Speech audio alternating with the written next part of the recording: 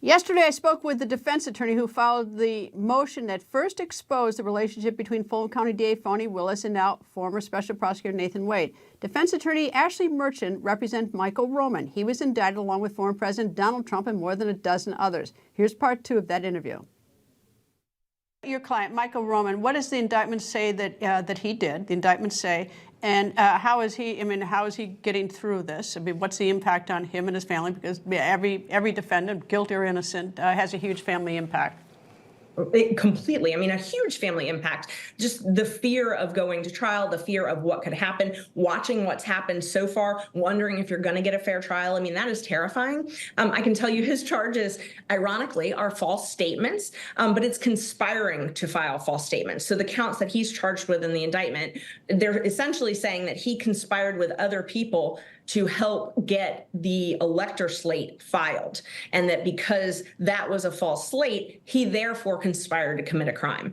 It's one of those what we would call bootstrapping. How was he even involved to begin with? How was he even connected to the election process to begin with?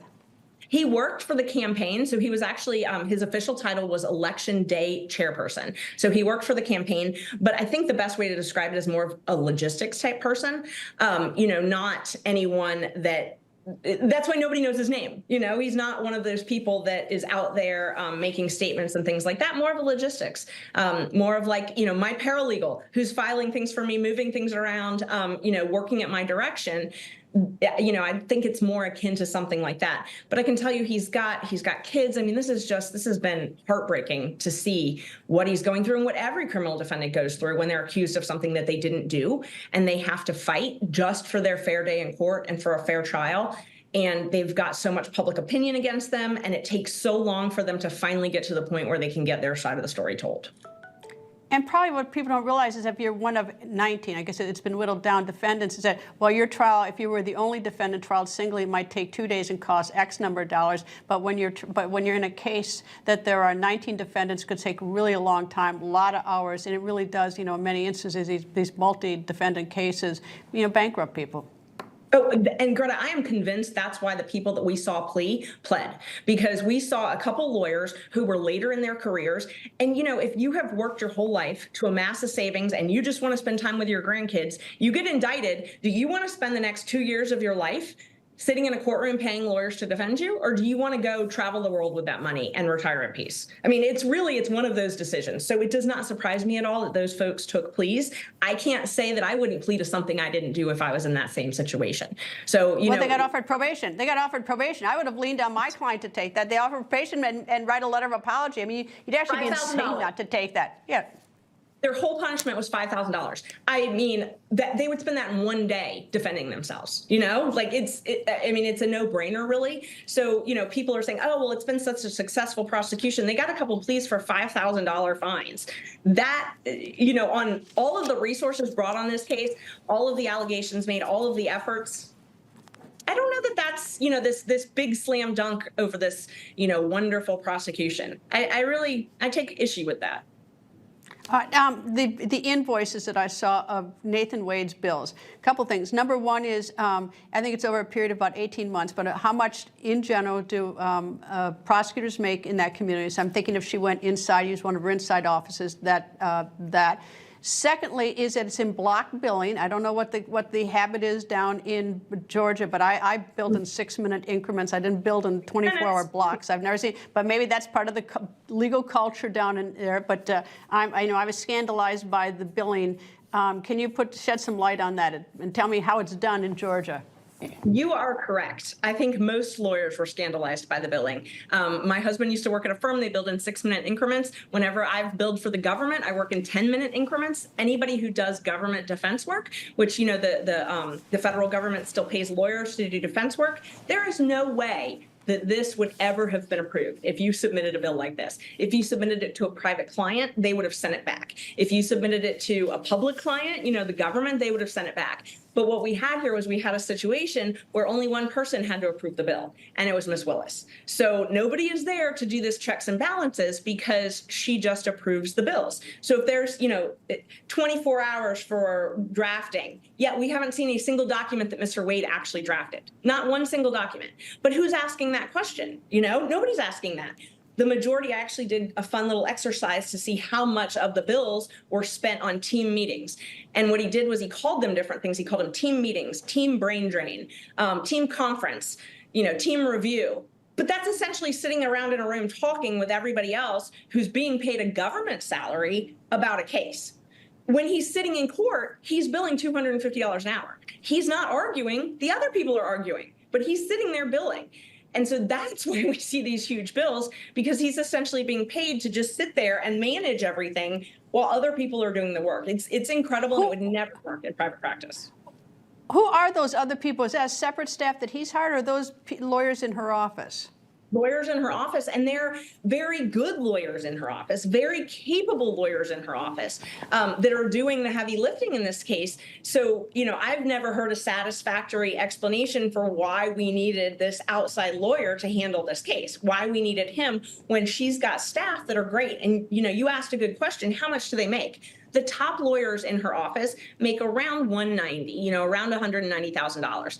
And, the upper echelon, but not the top, around $150,000. So he's making way out of that league. But I think it's beyond just what he's making. He's also permitted to have a private practice. And that's a really big deal, because when you're a government employee, you cannot practice law privately. It is just an inherent conflict. You can't do it.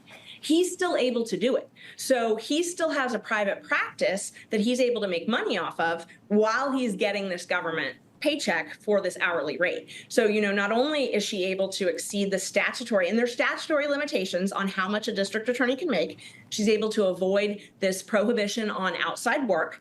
She's able to avoid the nepotism conflicts, where you're not allowed to hire someone you're dating. So this, it avoids all of those issues by paying him as outside counsel.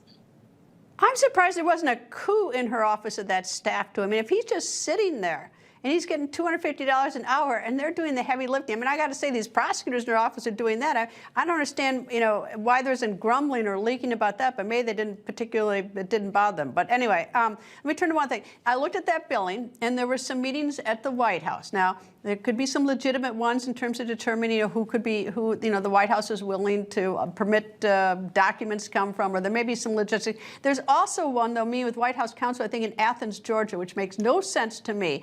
But do you have any information about whether the meetings at the White House were legitimate for the advancement of the case, or whether there's something sinister, whether there's any political influence involved there, or are you suspicious of that? And what's with that Athens, Georgia? Why was the White House counsel in Athens, Georgia?